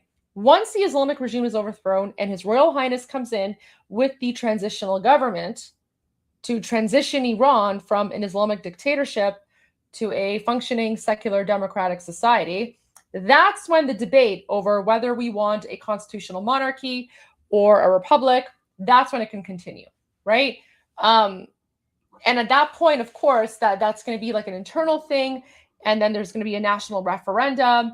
And of course, at that point, obviously, I'm very much in favor of a constitutional monarchy and going back to a constitutional monarchy, because that's pretty much the history of Iran. And Iranian identity and culture revolves around the identity of the Shah, right? Like our literature, the Shahnameh, we have names like Shahrzad, Shahrud, right? All these things, right? So anyways, yeah, but there you go. So that's an amazing message from Mark Levin. Never in my wildest dreams would I have expected to see something like this from, like someone who's in the mainstream media. So this is good. This is good news, guys. This means we are progressing and we're moving along on the right path. Okay. Now,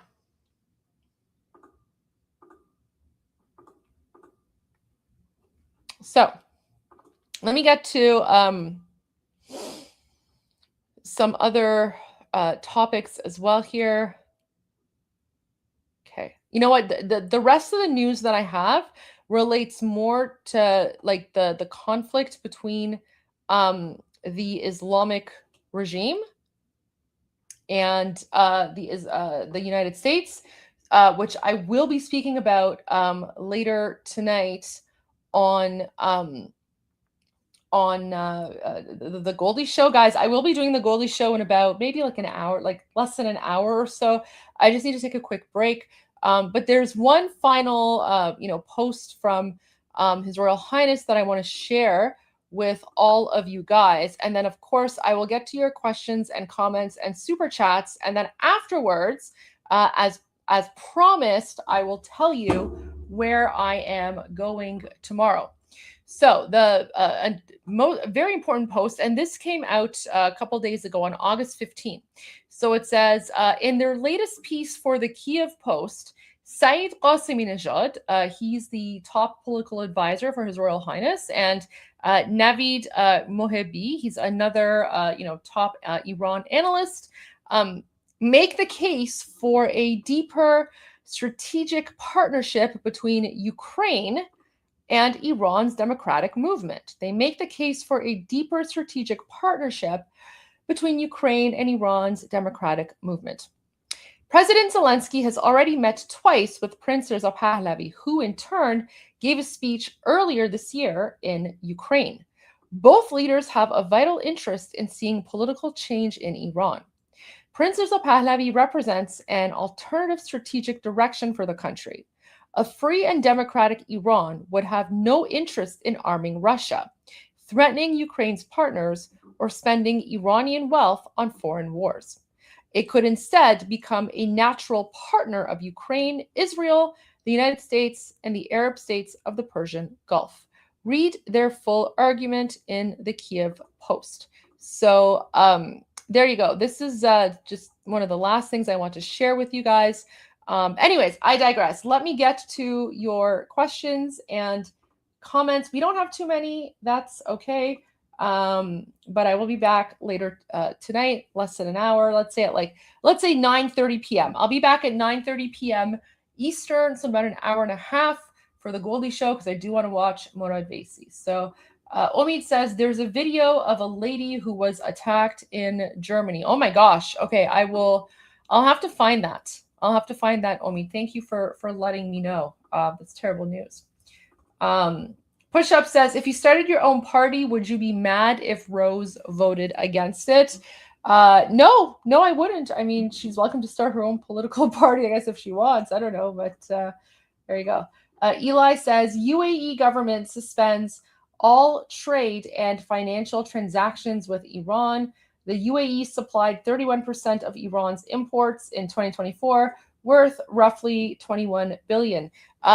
Interesting news, Eli. I would actually say that the UAE has supplied much more wealth than that, but most of it has been behind the scenes. Remember, the UAE has been a top destination for the Islamic regime to engage in sanctions evasions.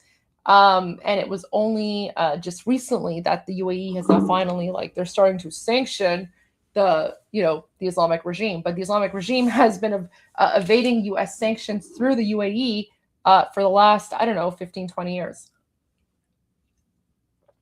Or however long the sanctions have been in place. Okay, guys. So as promised, I promised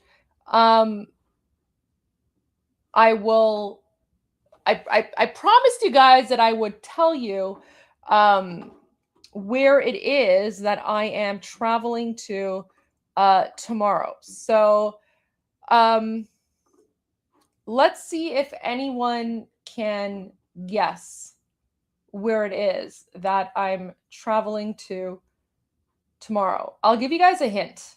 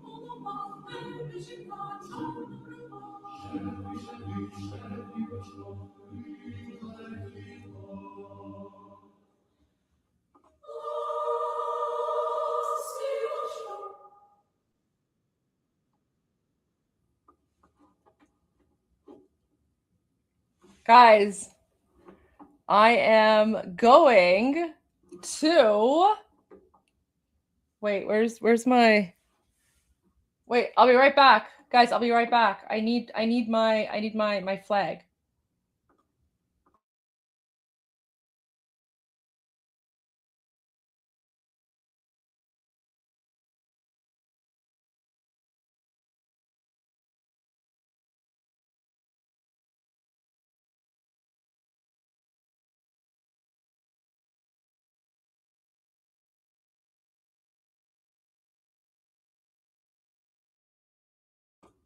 Wait, I keep on Omid is telling me there's a truth post. Okay, let me go to Truth Social really quickly.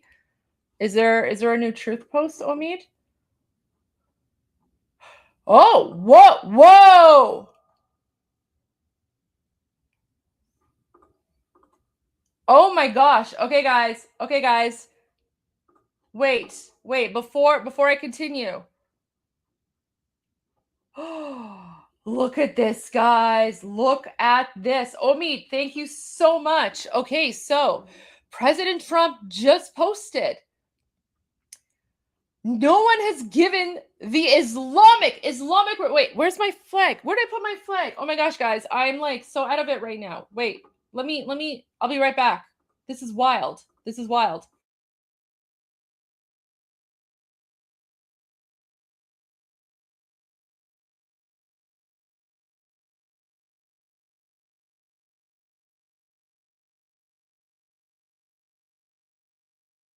Sorry, guys. Oh my gosh. Okay, so no one has given the Islamic Republic of Iran. Guys, so he said the Islamic Republic. He doesn't say Iran, right? Guys, this is huge. No one has given the Islamic Republic of Iran a greater opportunity to make a deal than me. Tragically for them, they have failed to take it. Therefore, today, I'm announcing the most crushing economic operation ever taken against any country. This will be economic warfare and isolation on an unprecedented scale. Their navy is gone, their air force is destroyed, their military factories are now rubble, their currency is worthless, and their country is hanging by a thread. When he says their country, he means the Islamic regime's power, right? Today, I'm also announcing that any country that allows its financial institutions, businesses, airports, or government entities to provide any type of lifeline to Iran will itself face tremendous economic consequences. Oh my gosh, guys, this is huge. Oil smuggling, swap lines, cash transfers, exchange houses, ship registries, French company. Guys, Cash transfers, Sarafi. Remember, I was literally just telling you. So this super chat here from Eli, right? I was like, yeah, the UAE has been doing this stuff for the last 47, 48 years. By the way, it's not just the UAE. This happens in Canada. So we call these cash transfer places, we call them Sarafi. Guys, there are, my gosh, I'm hitting my microphone. Guys, there are so many Sarafis in Canada, especially in the GTA, that are corrupt. They're literally corrupt. And these are all fronts for Islamic regime money laundering. There's so many front companies in Canada, right? So oil smuggling, that includes China and Russia. Swap lines, cash transfers, that includes Canada, UAE. Exchange houses, yeah. Ship registries, yeah, the ship registries, that's the UAE, that's Monaco. Front companies, all these front companies in Canada and around the world, it all needs to stop now. Oh my gosh, you know who you are. This will be an economic D-Day, and we need all of our allies to stand with the United States of America to isolate and defeat the Iran threat. These maniacs are on the ropes, and these historic measures will cripple them and their ability to project terror worldwide. Iran will never have a nuclear weapon.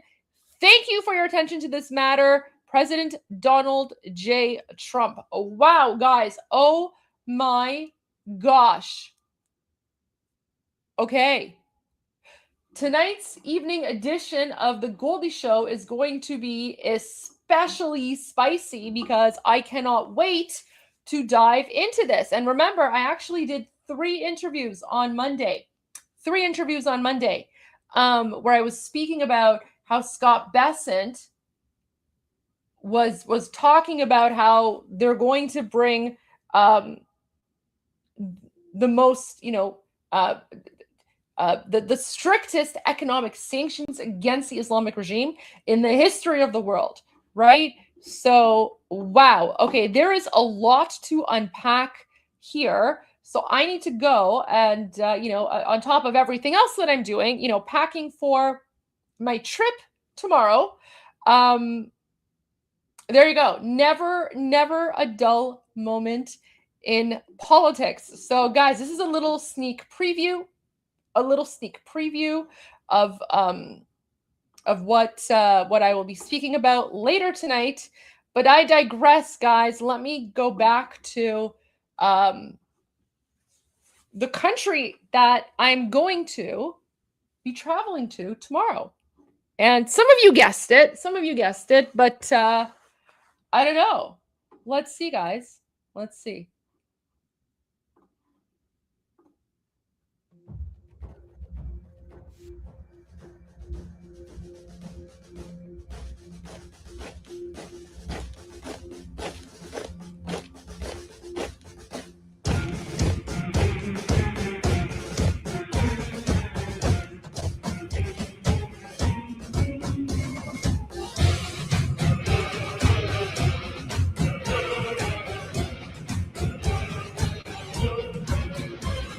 Зробились ми великої години з пожеж війни і полум'я вогнів, плекав нас біль за долю України, зростив нас гнів і лють на ворогів, плекав нас біль за долю України, зростив нас гнів і лють на ворогів.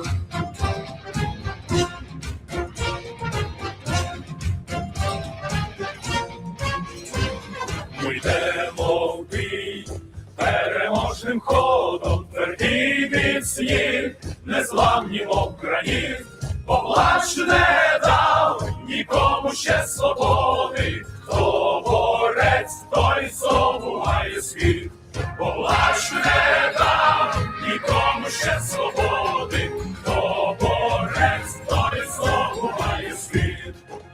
Україна! Україна! Свята герой! Свята мати герой! Іди до серця мого! Іди до серця мого! За твою славу! За твою славу! За твої святі ідеї! За твої святі ідеї! Нехай душа моя в тобі відродиться! Нехай душа моя в тобі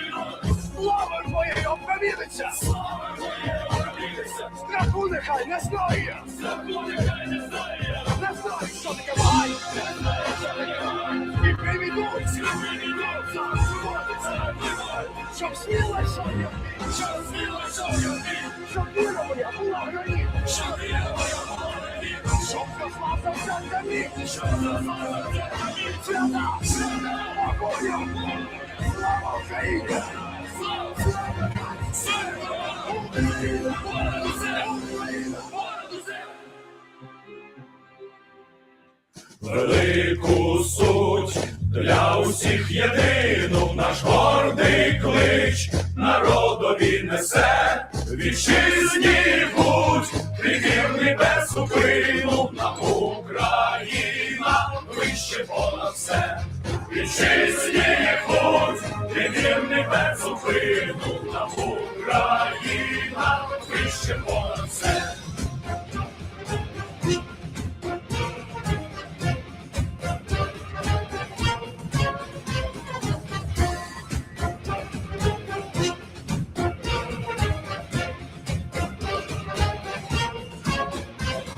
Веде нас у бій, героїв наших слава, для нас закон, найвищий то наказ. Соборна українська є держава, одна на вік, вісяну понад нас. Соборна українська є держава, одна на вік, вісяну понад нас.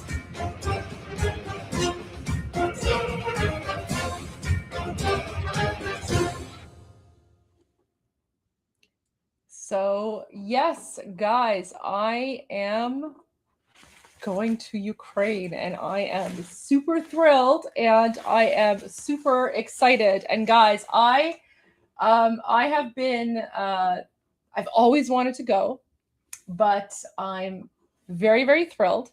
And it's going to be a fantastic trip and I cannot wait. And there's actually this so I've spent the last several days learning a lot about sort of Ukrainian identity and history and culture, and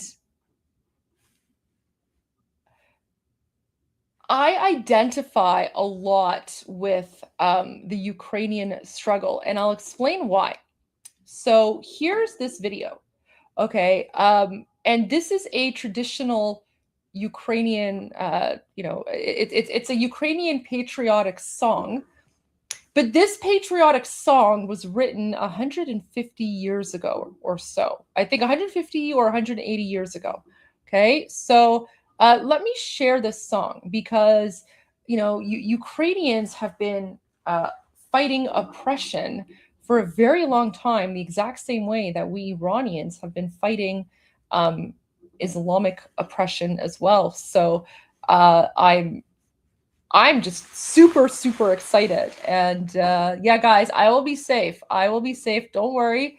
My location is undisclosed, obviously, but let me just share this because this is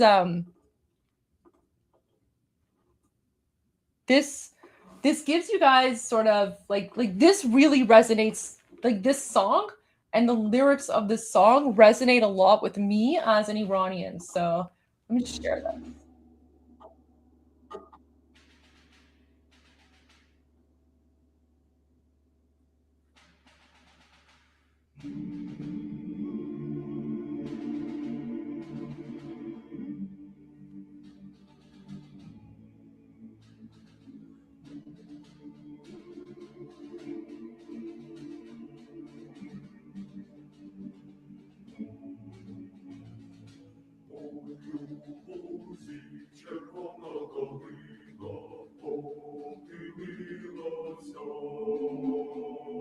Wait, let me start from the beginning because the banner is hiding the lyrics. Let me just remove the banner here. Here you go. So this is let me just start from the beginning. It's such a beautiful song. Such a beautiful, beautiful song.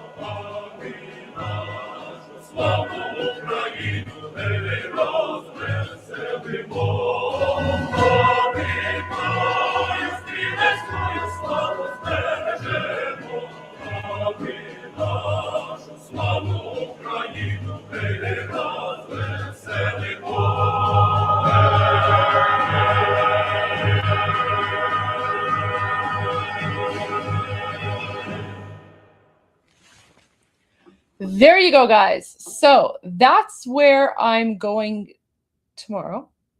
There you go. And I'm letting all of you know because there you go. The best way to fight the Durkas is to, of course, let everyone know what's happening. So that's why I've been a little unavailable in the last couple of days. But like I said, guys, I've been streaming for the last 2 hours. So I will be back in about an hour or so for the Goldie Show with the latest geopolitical analysis after today's deep dive on the latest breaking news about everything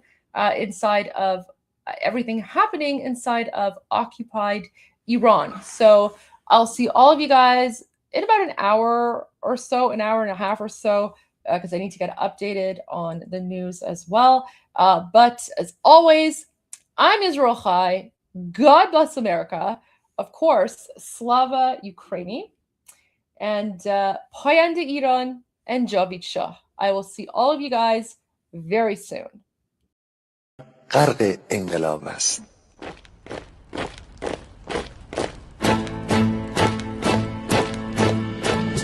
کشور ما، تاریخ ما در سیدگر فرا گرفته، گویی اهورا مستا دوباره در نور خود مرا گرفته. اکنون سرودی سر میدهم باز فارغ از رنج و تشویش، ایران غرق انقلاب است، به پیش به پیش به پیش. ایران غرق انقلاب است، به پیش به پیش به پیش. هن ای پدر، هن ای پسر، برخیز و با ما شو همگام، تا درد آن تجربه تلخ ما را نکشیده در خواب. بگذار هر دم بغرند گرگ‌ها دم لباس میش. ایران غرق انقلاب است، به پیش به پیش به پیش. ایران غرق انقلاب است، به پیش به پیش به پیش. ای کارگر، ای برزگر، راحت کنون ادامه دارد در این زمان که پرتو یزدان از هر سو بر تو میبارد. پس پیش به سوی آزادی از بحر خزر تا کیش. ایران غرق انقلاب است، به پیش به پیش به پیش. ایران غرق انقلاب است، به پیش به پیش به پیش. خلقا به پا بهر دفاع از استقلال و آزادی. پشت ارتجا تیریزی ویران آبانی تا زنده سازیم سنت‌های ملی از بالین و کیش ایران غرق انقلاب است به پیش به پیش به پیش ایران غرق انقلاب است به پیش به پیش به پیش با امید روزی که تمام این دلبشور و انقلاب تموم بشه و ما در روشنایی، نور و سعادت مردم کشورمون غرق بشیم. نه خارجی نه بیگانه نه مستشارهای ویرانی نه چیر خاران نه کاسلیسان فقط هم رزمان ایرانی ما با شرافت میهنی بسازی فخر فرزندان خویش ایران غرق انقلاب است به پیش به پیش به پیش ایران غرق انقلاب است به پیش به پیش به پیش مردان بیایید داخل صف ما اکنون که آغاز رویاست دشمنان بدانید ما زنده هستیم بعد از ما هم ایران پابرجاست آن روح شیطان ما را فریب داد با صد شعار مردمیش ایران غرق انقلاب است به پیش به پیش به پیش ایران غرق انقلاب است به پیش به پیش به پیش پرچم ما پرچم ایران غرق خون شهیدان روی شانه هامان هم میکنیمش در هر خیابان و میدان تا ماسک دلغکان را برداریم از روی تسبیح و ریش ایران غرق